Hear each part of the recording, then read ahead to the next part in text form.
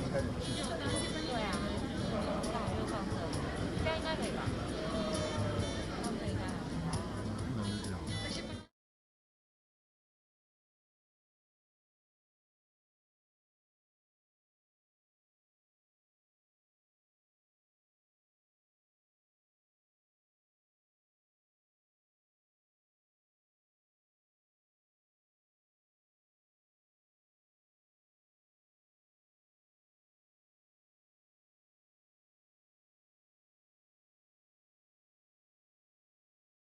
Seats.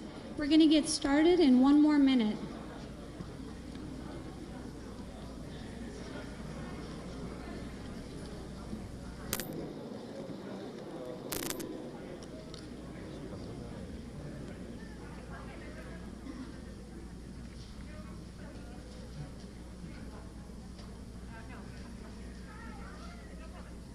Good afternoon. Today we are delighted to welcome you all here to join the Forum on Supply Chain Restructuring, Improving Resilience Amongst Like-Minded Partners. This forum is co-hosted by the American Institute in Taiwan, AIT, European Economic and Trade Office, Japan-Taiwan Exchange Association, Taiwan Ministry of Foreign Affairs, Taiwan External Trade Development Council, and Taiwan Ministry of Economic Affairs. As one of the organizers, the American Institute in Taiwan would like to thank all of our partners from both Taiwan and our like-minded economies and countries for your partnership and presence here today. The purpose of this forum is to bring together like-minded economies to discuss areas of cooperation in order to secure supply chains for the future. The COVID-19 pandemic has brought many changes and has also caused many economies around the world to realize our shared need to develop more trustworthy trade and investment partners and supply lines for the future. Like-minded partners like the United States, the European Union, Japan, and Taiwan have a common interest to work together so that our supply chains become more resilient to fend off as well as prevent future crises. To kick today's event off, we're very fortunate to have Taiwan Foreign Minister Joseph Wu to deliver opening remarks.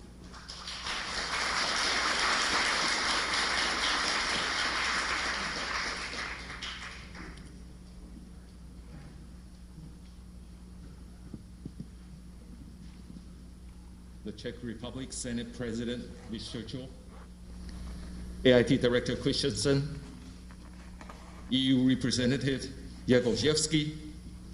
I certainly did better than my president. Japan's representative, Izumi-san, Taitra Chairman Huang, distinguished members of the Czech delegation, distinguished members of the diplomatic corps, friends from the press, good afternoon. I would like to thank AIT for initiating the idea for this timely event, and I thank the EETO, JTEA, MOEA, and Taitra for co-hosting this forum to discuss the urgent and critical issue of supply chain restructuring. I'm particularly moved to see the substantive delegation led by Senate President Vystrčil, the highest-ranking Czech official to visit Taiwan since 1989. We are grateful to have you participate in this discussion in person as we explore ways to strengthen supply chains with like-minded partners. Today's forum could not come at a better time. The outbreak of COVID-19 has exposed the risk of over-reliance on a single country or supplier for critical materials such as medical supplies or pharmaceuticals. Many countries have started to consider a key question. If medical supplies could be weaponized or politicized during the pandemic, what would happen if a country's strategic industries and key infrastructure were in the hands of another during a time of crisis, another country that does not honor the values of the rules of the law, freedom, democracy, and transparency? I believe this is a time for a different industrial landscape. In her new term, President Tsai places the development of 6 core strategic industries as her policy priority. knowing that we need to end dependence on others to get a head start on national developments. Going forward, we will work with like-minded partners to establish reciprocal industrial ties, ones that lead to joint prosperity instead of coercion, exploitation, and expansionism. Just last week, Brent and I announced a joint declaration on 5G security. I mentioned in my remarks that information security is national security. In fact, if you think of the serious shortages of critical medical supplies in the global fight against the pandemic, I'm sure you would all agree that supply chain security is also national security. And when it comes to national security, I can assure you that you could not find a more dedicated and determined partner in the democratic world than Taiwan. It is reassuring to see that more countries are now taking concrete actions to diversify their sources of supply or bring its supply chains closer to customers. I see tremendous potential for closer cooperation between Taiwan and like-minded democracies from Europe, Asia, and North America. Taiwan is your most reliable partner. We have demonstrated again and again our solid commitment and resolution to follow global standards and play by international rules. Discussions are already underway regarding supply chain cooperation in the semiconductor, medical, and energy industries. And we are thrilled to see more partners joining the alliance. Earlier this week, Taiwan signed 3 MOUs with the Czech Republic. These will further create more opportunities and channels for cooperation for industries from our both countries. Dear friends, I believe that what we are witnessing is more than the restructuring of supply chains, but also the restructuring and consolidation of values and principles alliances. And the time has come for us to ensure that the values of freedom and democracy prevail. And on that note, I would like to once again express my appreciation to Senate President Visturchel. We all know that you have come under tremendous pressure for the decision to come to Taiwan. I'm sure that with all these good and hard-working friends on board, we will create sustainable and enduring economic prosperity. Thank you very much.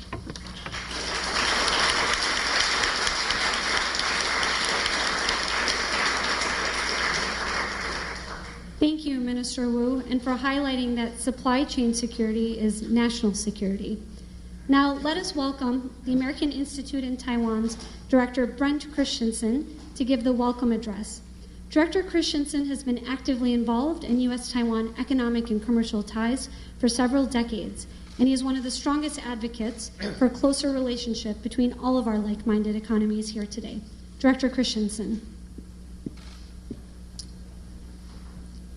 Senate President Visturchel, Minister Wu, Representative Gregorczewski, Representative Izumi, Tetra Chairman Huang,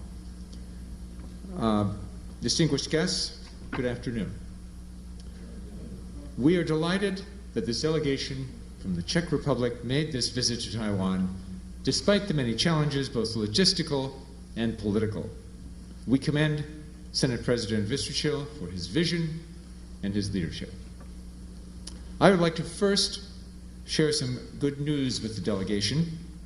Just last week, the American Institute in Taiwan, AIT, and Taiwan's representative office in the United States issued a joint declaration on 5G security, echoing the Prague proposals, a set of guidelines that were so important for developing a common approach to 5G network security, adopted at the landmark conference hosted by your government in May 2019.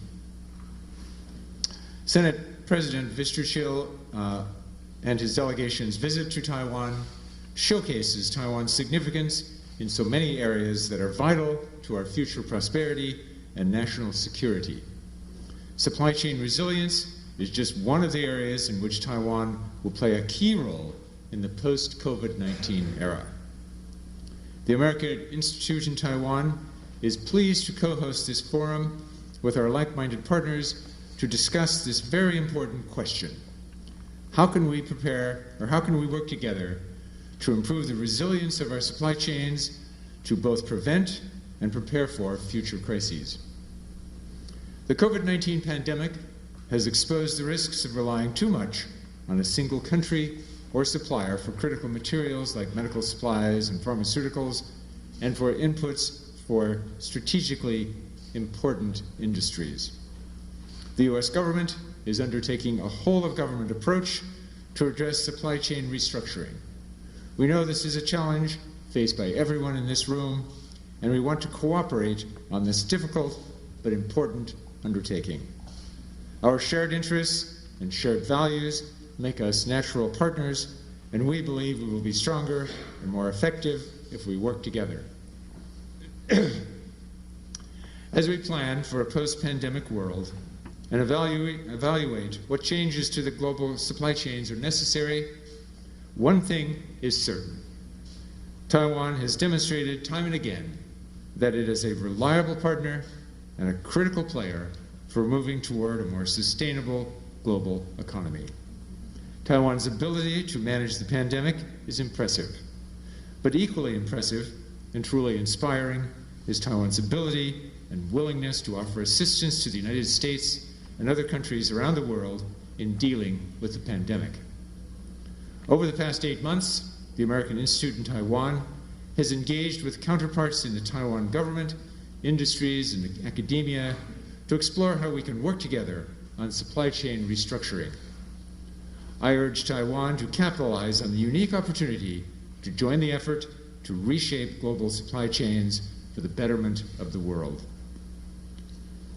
We know that Taiwan is already at the center of regional high-technology supply chains.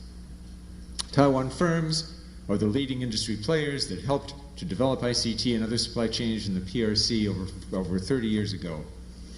However, in contrast to PRC companies, Taiwan companies adhere to the rule of law and protect intellectual property. Many firms, including Taiwan businesses, have begun to seek alternative production and manufacturing hubs as they increasingly recognize the dangers of linking their futures to the PRC. The Taiwan Ministry of Economic Affairs has already found success in business reshoring programs which have attracted more than $33 billion of investment back to Taiwan since the program was launched in January 2019. However, not every Taiwan company operating in the PRC can easily be brought back to Taiwan. There simply isn't enough space, energy, or labor. As a result, many Taiwan firms are seeking partnerships in the United States and in other like-minded economies to build out the new supply chains of the future. Helping economies, sectors, and companies to build out secure supply chains will require a coordinated effort from all of us. We hope today's event will represent progress in that difficult but critical process. As many of you know, earlier this week, the United States announced that we will be launching an economic and commercial dialogue with Taiwan.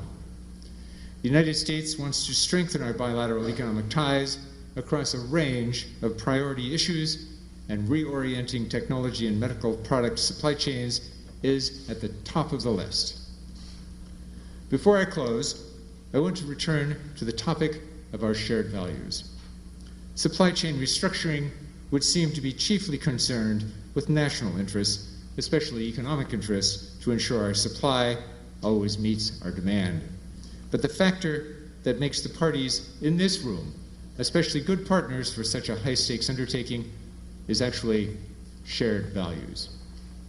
Like Taiwan, the Czech Republic has dazzled the world by transforming itself into one of the world's most vibrant democracies and successful economies. Both places have come to symbolize how the spark of democracy and innovation can be kept alive under any circumstances. Both places inspire both their neighbors and countries around the world to be freer and more prosperous. And all of us in this room are connected by our shared values. These include our political values, equal protection under the law, respect for human rights, the freedoms of press, expression, and religion. They include our economic values, free markets, private sector-driven sustainable growth, innovation and entrepreneurship, respect for intellectual property rights, and compliance with international rules. And these include our international values, seeking to resolve global problems, providing international assistance and humanitarian aid, and exporting solutions rather than problems. These are the shared values that will inform how we reinvent the supply chains of the future. Once again, I thank the European Economic and Trade Office, Japan-Taiwan Exchange Association, Taiwan Ministry of Foreign Affairs, Taiwan Ministry of Economic Affairs, and Taiwan External Trade Development Council for co-hosting such an important forum with us and for embarking with us as partners on this path together. Thank you very much.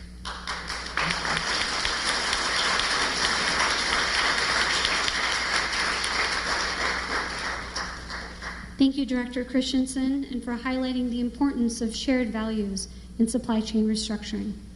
We also have a video greeting from the United States from Mr. Adam Bowler, who's the first CEO of the United States' newly created International Development Finance Corporation, which just began operations in January 2020. The DFC, otherwise known as America's Development Bank, is a significant undertaking by the United States to work with the private sector and foreign investors to finance projects in middle-income and low-income countries, including for purposes related to supply chain restructuring. Now let's hear Mr. Bowler's message.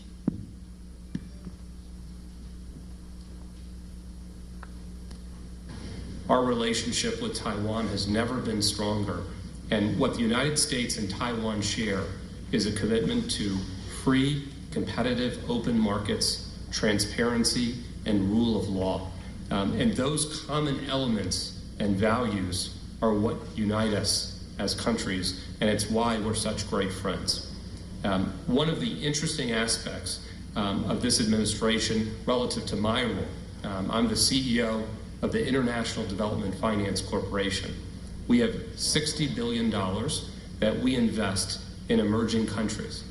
And we just had the opportunity, the President signed an executive order giving the DFC the ability to invest in the United States for critical supply chains.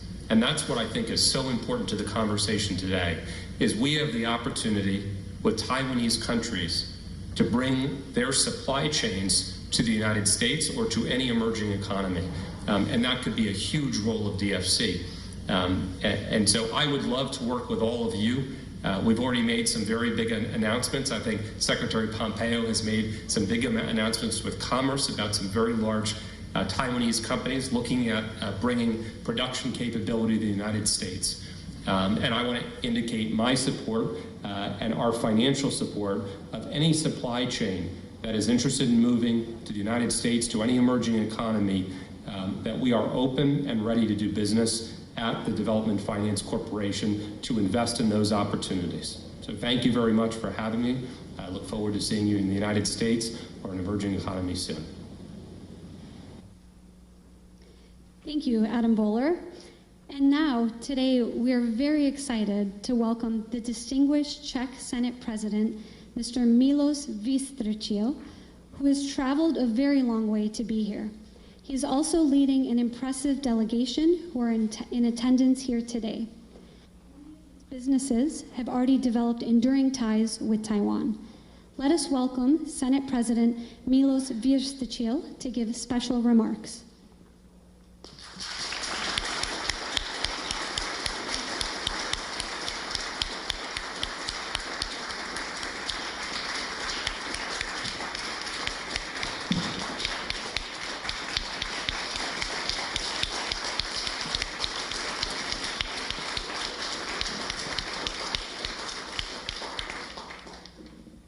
Dostal jsem červený mikrofon. Well, I got a red microphone, as you can see. Vážený pane ministře, vážený pane první místopředsedo Senátu, vážení kolegové senátoři, pane primátore, vážení zástupci Spojených států, Japonska, států Evropské unie, milí Tajvanci. Your Excellency, Foreign Minister Wu, First Vice President of the Senate, Mr. Ruzicka, fellow senators, dear friends, dear representatives of the U.S. American Institute of the European Economic and Trade Office, Japan-Taiwan Exchange, and Taiwan Chairman, dear friends.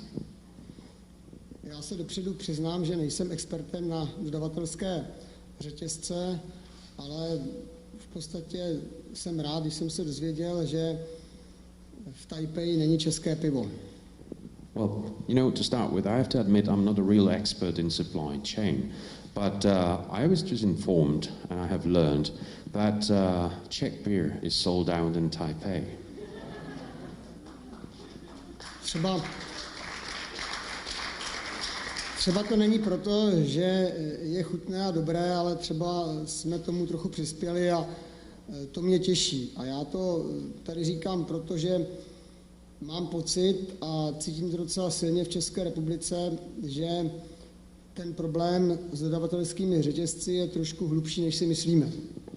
Well, maybe this is due to the fact, maybe it is not. The year is not sold out due to the fact that it's actually very tasty and good, but maybe it's sold out due to the fact that we might have contributed to actually selling the beer out by coming here. But I think that when it comes to the supply chains, it is a bit more complicated, you know, judging by the response I get from the Czech Republic. My jsme velmi hrdí na to, že Česká republika se v roce 1989 stala velmi otevřenou, svobodnou ekonomikou s volným trhem. Well, we are very proud that following the 1989 events, the Czech economy became a very open, free and market-oriented economy. A tam řeknu příklad, k čemu to vedlo. And I will share an example of what this has led to. Jsme svobodní a můžeme cestovat, můžeme si dělat, co chceme, můžeme říkat, co chceme a můžeme se pohybovat, jak chceme. Well, we are actually free. This was the first consequence. We can travel, we can say what we want, we can do what we want, basically we can go anywhere.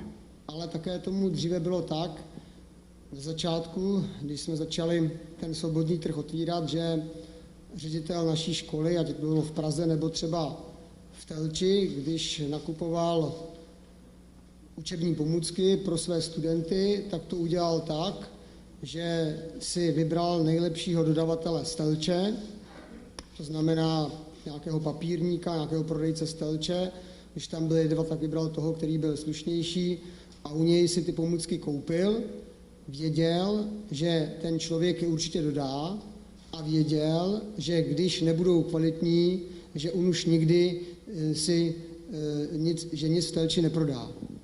Well, but it actually used to work differently at the very beginning. I mean, the market, because if you actually go back to the times right after the change of the regime, and if you take a headmaster of a school that was in need of actually acquiring some equipment or stationery for his school, let's say, and it was a headmaster in Prague or in Telč, so if it was a headmaster in Telč, he would actually go to the local stationery shop to actually ask for the quotation, and if there were two shops by accident, he would actually request quotation from both, and he would actually purchase from the one that has a better reputation. But the main thing was that the headmaster of the school was actually sure that the delivery will take place, and in case that the delivery would not stand up with quality, you know, the stationery owner was actually, it was sure for him that he would never sell anything else again in the city. Pak někdo přišel na to, že by se mohlo stát, že ten ředitel té školy dostává někde bokem od toho prodejce učebních pomůcek z toho samého města peníze a proto kupuje právě ty učební pomůcky a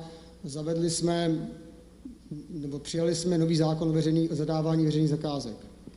Well, but later on, somebody has realized that it might be the case that the very same headmaster, when procuring stationery and books for his school, might be actually getting something on the side along with the supply. So therefore, we changed the law and we have introduced the Public Procurement Act. Takže nyní dneska ředitel školy v Telči vypisuje veřejnou zakázku na nákup toaletního papíru a dodává mu ho globální firma z Prahy, protože je lacinější než ten prodejce toho toaletního papíru v Telči.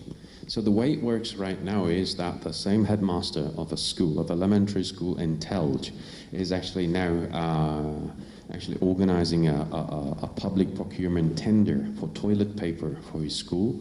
And the situation is such that the toilet paper is at the end supplied by a global company residing in Prague because its toilet rolls are cheaper than the ones supplied by the local shop. Když pominu to, že prodejce v Telči prodejnu zavřel, protože neměl dostatečné tržby, protože to nebyl jediný případ, který ho připravil o odbyt, tak jak víme, že ten prodejce z Prahy, který je globální, tu cenu nepodhodnotil?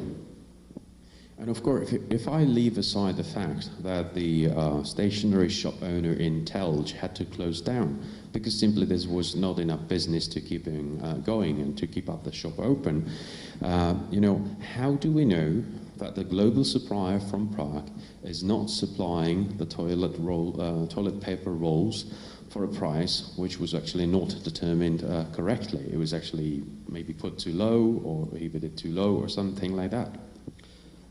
Když jde o toaletní papír, můžeme si říci čertovém, ale co když půjde o naši bezpečnost? Yeah, but this is like toilet paper, so one can say, okay, who dares? But what if your security is at stake? Nebude náhodou to jednou tak při zákonech, které například v Česku přijímáme, že nemáme výrobce ochranných pomůcek proto, že nakupujeme od někud, kde jsou jejich ceny, kde nám nabízejí ceny podhodnocené? So maybe wouldn't be the case in the future, looking at the acts and legislation that we are adopting in the Czech Republic, that we might be purchasing and acquiring in the future, school supplies from companies with the prices that have not been set on the correct level.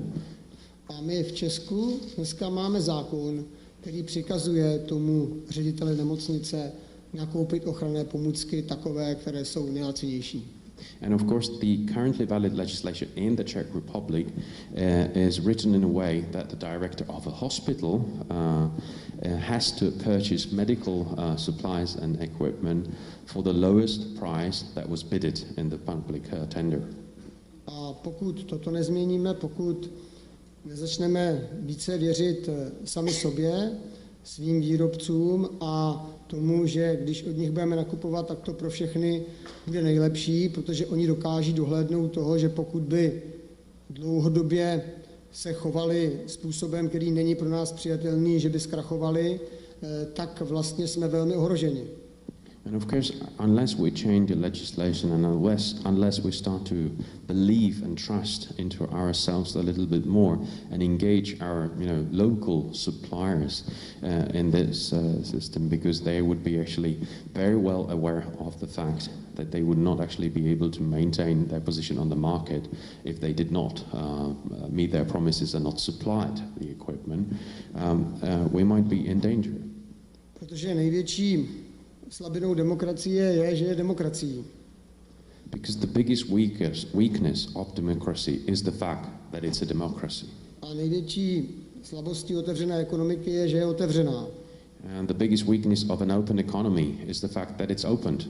Protože potom to umožňuje nedemokratickým režimům, případně podvodníkům v nějakém okamžiku toho využít a systematicky zničit poctivého prodejce z Telče nebo dodavatele ochranných pomůcek z Prahy. And of course, the non-democratic suppliers or people who are actually doing the business for not fair purposes or for their own interest, we can actually allow them to destroy our suppliers from Telč or the supplier of medical supplies from Prague. Vyplatí se mu utratit navíc, prodělat 1000, milion, miliardu dolarů proto, aby tady nebyla konkurence a aby tady vznikla závislost na jediném dodavateli. because it will pay off for him, for this supplier, to pay extra 1,000, extra million, extra billion, whatever the price would be, for actually making the situation, making the country dependent on him. A pokud nenajdeme odvahu toto měnit, pokud nenajdeme odvahu s tímto něco udělat, tak si myslím, že pořád budeme mít problém se vznikem dodavatelských řetězců, které jsou nebezpečné. So unless we actually manage to do something with this, to change something in this attitude, we will continue to have a problem with global supply chains coming into place, and the global supply chains that will be dangerous for us. Já osobně se na závěr přiznám, že nemám žádné řešení. By way of conclusion, I have to admit I do not have a solution at hand. Jsem příznivcem svobody, demokracie, otevřeného tržního hospodářství. I am a great supporter of freedom, democracy and open economy. A zároveň vidím, že to v sobě skrývá velké nebezpečí.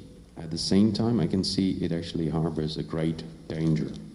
Jediné, co podle mého názoru nám zbývá, že se budeme chovat rozumně, že demokratické země budou spolupracovat a že budou na toto nebezpečí neustále myslet. The only thing is that what we can do is that the countries will actually behave in a responsible way.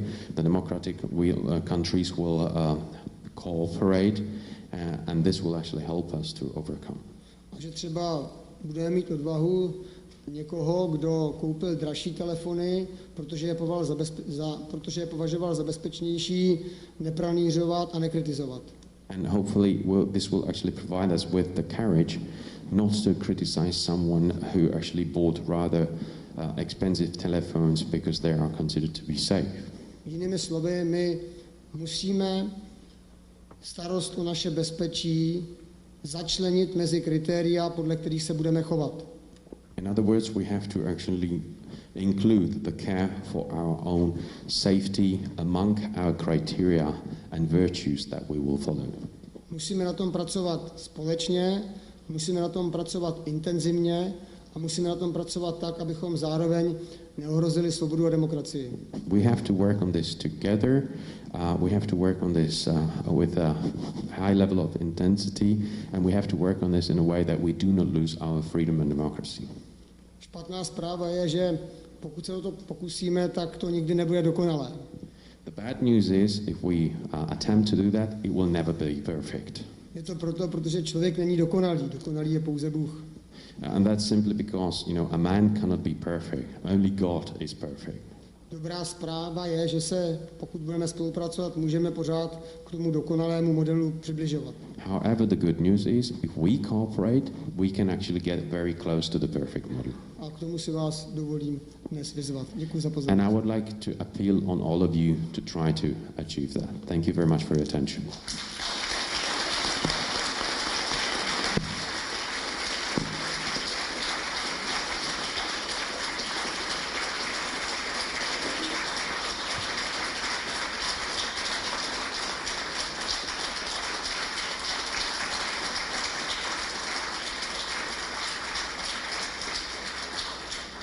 Thank you, Senate President Milos Vystrčil, for your special remarks and for being with us in person today. Thank you for highlighting that it's incumbent on each one of our countries and economies to behave responsibly and cooperate to overcome the challenges that we're dealing with today. Now I'd like to ask our distinguished guests to come up to the stage for a group photo. So if I could ask Senate President Vystrčil to come back up to the stage. If I could ask Foreign Minister Wu, Director Christensen, EU Head of Office, Zhirgalski, Representative Izumi, Chairman Huang, if you could please come up for a group photo to the stage.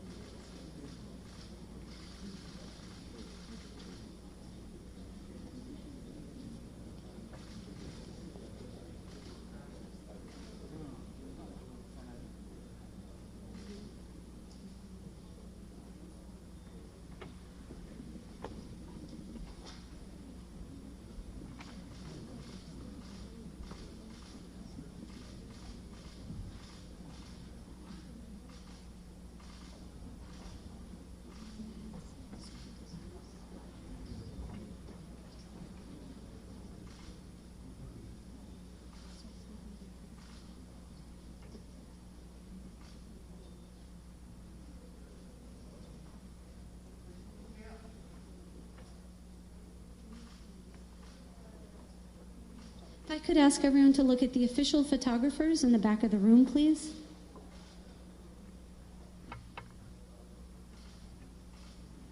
Thank you so much. If you could please return to your seats.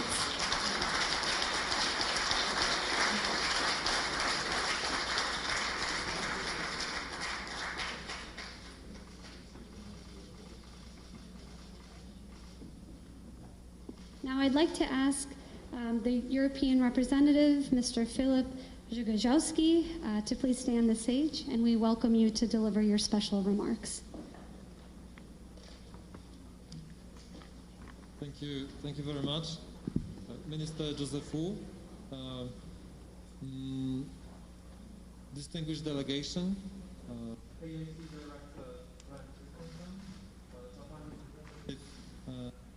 Izumi, TAITRA Chairman James Huang, ladies and gentlemen, good afternoon. Jsem rád, že tu můžu dnes být. I'm very happy to be here. The participation of so many distinguished speakers shows that this topic is really important and the conference is really timely. We face a challenge. We face something that we need to deal with together. And that's why I'm here, because it's a topic of global importance. It's a topic that is important for the European Union as much as it is important for the United States, as much as it is important, by all means, for Taiwan. And the Czech Republic being a proud member of the European Union, it's only natural that we co-host this event together with our partners. COVID-19 has brutally laid bare our vulnerabilities. When the epidemic broke out in Europe, we became painfully aware that the production of critical products to protect the health of our citizens had often been outsourced. In the initial phase, we depended on imports from other countries of ventilators, masks, of pharmaceuticals. Often these countries experienced similar shortages and put in place export restrictions, or we faced transportation difficulties due to limited air freight capacity, or seafarers were quarantined in ports and critical goods could not be delivered. So there were many challenges that we painfully experienced. And this list of potential vulnerabilities can be extended. It's really long. Yesterday we faced the problems of medical equipment. Tomorrow we may experience other shortages that are key to our daily lives. For instance, COVID-19 has shown that it is crucially important to cooperate beyond medical supplies. And next could be IT sector. And what would happen in future crisis, the supply of energy, of food, falls short. In Europe, we have started a reflection process on how we can better protect ourselves and how we can make our supply chains more resilient while remaining an open and integrated economy. It doesn't mean that we have the answers. We are not there yet, but in June, European Commission opened a public consultation asking two key questions. The first question was, how can the European Union become truly resilient and build a model of open strategic autonomy? This open strategic autonomy is a new thing, new concept. I'll get back to it in a second. And the other question that we asked in the public consultations was, how can the European Union alone or with other trading partners support its business to solidify and diversify supply chains? Well, what do we mean by the concept of open strategic autonomy? It simply means that the European Union wants to become less dependent in strategic sectors while continuing to work with our partners around the world. And this is really important. We do not close ourselves. We still want to cooperate. Strategic autonomy does not mean self-sufficiency. It's not the same. The EU is itself highly integrated, including in global value chains. Therefore, self-sufficiency is not an option for us. It would not work. The reality is that we all depend on essential products from elsewhere. No country can secure the full supply on its own. For example, ventilators require 900 parts from all over the world. Gloves require rubber. Face masks are made by using a form of plastic, polypropylene. At the same time, countries around the world rely on very sophisticated, very technically advanced medical products produced in Europe to fight the crisis. Building more resilient supply chains can also mean very different things for different people in different countries. It can range from diversification of supply at the country and at company level, strategic reserves, stockpiling, shortening of supply chains, or increasing production. So there are different ways of addressing this issue. We may also look into how to make supply chains more sustainable. We can only achieve this objective by working together with the private sector. So we are on the side of the administration. We represent the government, and we are talking about the matters that are in the hands of the business community. So it's a huge responsibility on us to now convince them that actually it is in their interest to rethink the supply chains. At the end of the day, it's the private sector which organizes the supply chains, and we know that many companies started to look into this. Some already move from a just-in-time to a just-in-case business model. So it's a different philosophy. It will require also different perspective on costs. But it seems now that it's worth it. Whatever the individual approach, it is clear that new business opportunities will emerge as a result of this process. Our societies and business should take advantage of these new opportunities. And in this context, cooperation with key trading partners in accordance with our values and creating alliances with like-minded countries has become even more important. Taiwan plays a central role in the global economy, and it is renowned for working in global value chains, in particular in the ICT and semiconductor sector. We also very much welcome the possibilities of trilateral or plurilateral cooperation with the US and with Japan. The European Union is keen to learn from our like-minded partners ways to protect and to strengthen global supply chains from health, geopolitical, and all other kinds of risks. Let me end with a quote. This time, I'll not quote a Chinese thinker.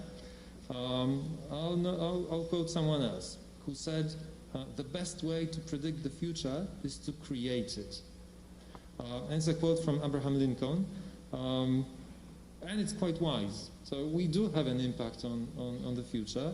The best way to predict it is simply to create it. And we have now this possibility to rethink how we cooperate, how we improve resilience amongst like-minded partners. And I hope this event will help us create a better future for our societies, inspire business, and we will learn the lessons from the COVID-19 epidemic and will come stronger than before. Thank you very much.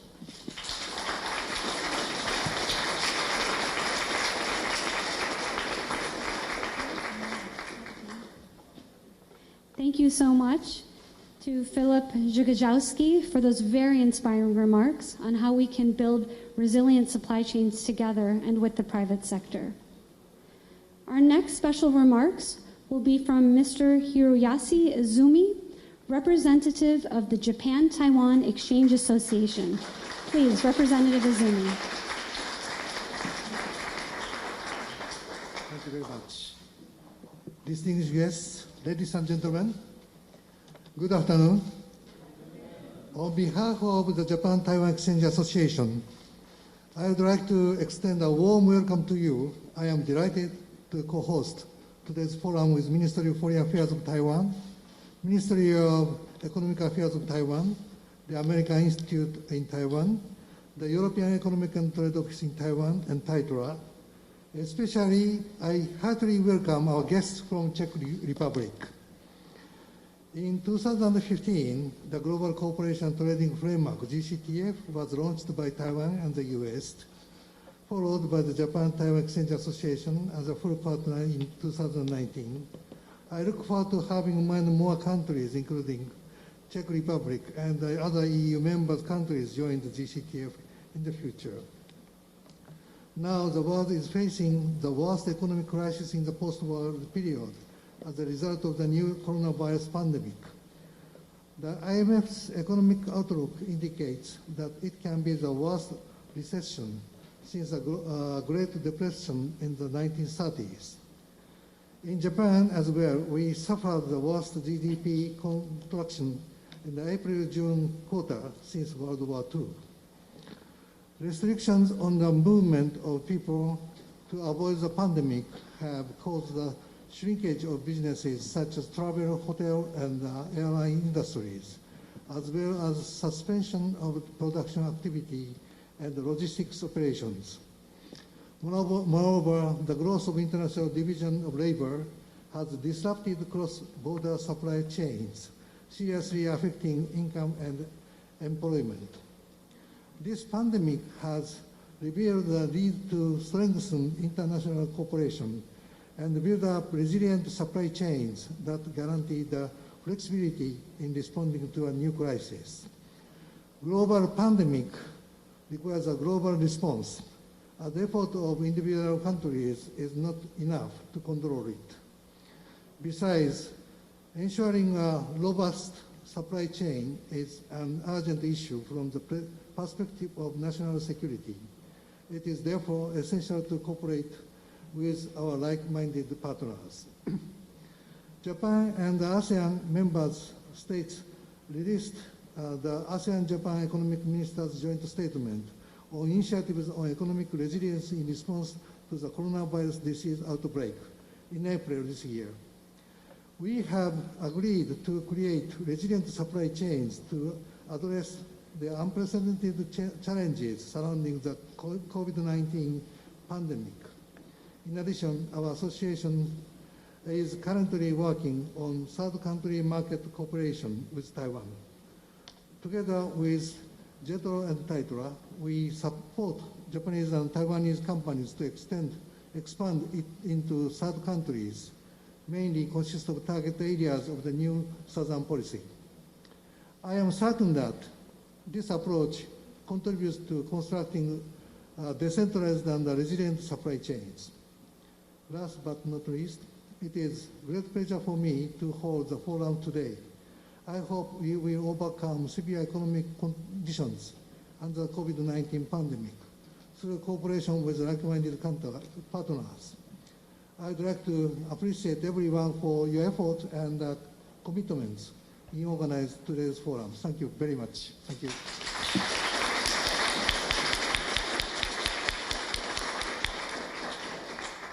Thank you, Representative Izumi, for your special remarks and for highlighting the GCTF platform, which is great cooperation between U.S., Taiwan, and Japan. And similar to that platform, we can do the same with supply chain restructuring. Now, to provide our final closing remarks for today's event, we're very fortunate to have Mr. James Huang, Chairman of Taiwan External Trade Development Council, otherwise known as TITRA. Please, Chairman Huang.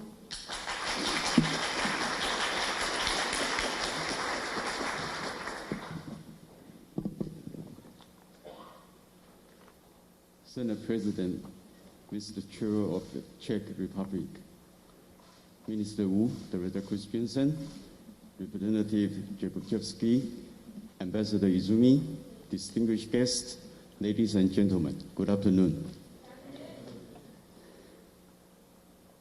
I'm very honored to be here with you at this critical juncture of the 21st century. We are gathered here today at a time when the global community is being tested by a great challenge. The way we live is hanging in the balance. But today, we see the perfect example of how humanity can stand together to overcome any challenge. President Mr. Cho, you are a true champion of democracy. Your visit is not only monumental for the history of Taiwan, but for humanity as well. You said that when it comes to values versus financial benefits, if we focus on money, we will lose our values and money too. I cannot agree more. Our values are not for sale, and there is no price on freedom. Our values should drive our economy and not the other way around. Many people see 2020 as the hardest year for the global economy, but I said to them, no. Times of crisis are times for change. We must see 2020 as the best year for us to reinvent ourselves. This is the year for us to step up and show our friends what we got. Thanks to Director Christensen, we are gathered here today for the rebuilding of our common future. A 21st century Marshall Plan, as I see it. This is why we are gathered here. We will reinvent our supply chains and lead the next generation into a better future. The 1947 Marshall Plan ensured peace, stability, and prosperity in a post-war Europe. In the same way, our restructuring plan will promote peace, stability, and prosperity in the post-pandemic Indo-Pacific region and other parts of the world. If the Wuhan outbreak taught us anything, it's that it was entirely avoidable if openness and transparency were practiced. Openness works, and transparency can save lives.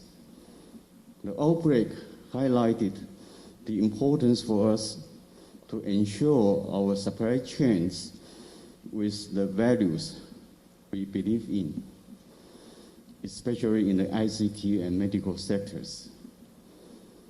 Supply chains should never consume our freedom.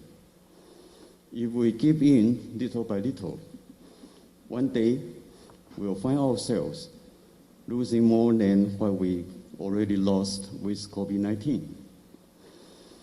We want to preserve a future grounded in universal values, peace, freedom, social progress, equal rights, and human dignity. Because only then can goodness and prosperity follow, as witnessed in all freedom-loving countries. Like all democracies, we live peacefully by our values. But COVID-19 turned us upside down. Like a global wake-up call, we find ourselves needing a vaccine to continue our peaceful way of life. But I'm afraid a vaccine is not enough. We need a strong, long-term solution. We need to restructure the DNA of our supply chains. It won't be easy, but like Director Christensen said, real friends, real progress. Real friends will lead to real progress. In the past 5 decades, TAITRA has been working very closely with our friends at home and worldwide to promote good partnerships. It would be our honor to play a role in bringing in Taiwanese enterprises for the formation of a new, free, resilient, and efficient global supply chain. The Taiwan-U.S. Business Alliance we formed with AIT, the third country supply chain dialogue we had with JETRO, the Japanese Trade Organization, and our active participation in European Enterprise Network are some of the many mechanisms that are already in place to facilitate our cooperation in this new undertaking. We will work with like-minded partners and everyone here to create productive networks based on our shared values. And again, I want to thank President Vestager. I want to thank him for standing with us. I believe he is a true Taiwanese, and we stand on the right side of history. And thank you, Director Christensen, and everyone here today. We will expand our participation and deepen our cooperation in all the related industries and fields. And we will ensure our new supply chain and our future are resilient and closer to home. Thank you.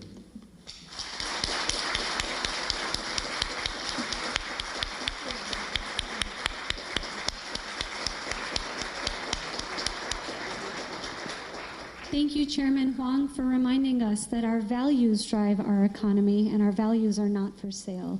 So thank you all again for coming here today, and we hope that this forum will spark further dialogue and action on the important topic of securing supply chains for the betterment of our economies.